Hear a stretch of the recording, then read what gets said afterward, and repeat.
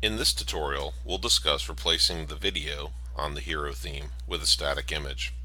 We'll start off by clicking Browse Your Store from the Storefront General tab. Next, we'll click Edit in the top admin panel to engage the visual editor. As we hover over, we can see the video image is highlighted. The video element is highlighted. We'll right click and say View in Hierarchy.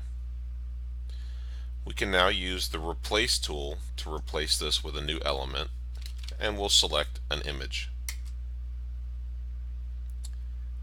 Next, we'll need to provide the image that we're working with.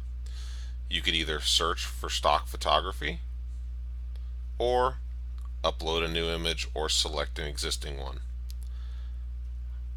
Here I'm going to select an existing image I already have on the file system.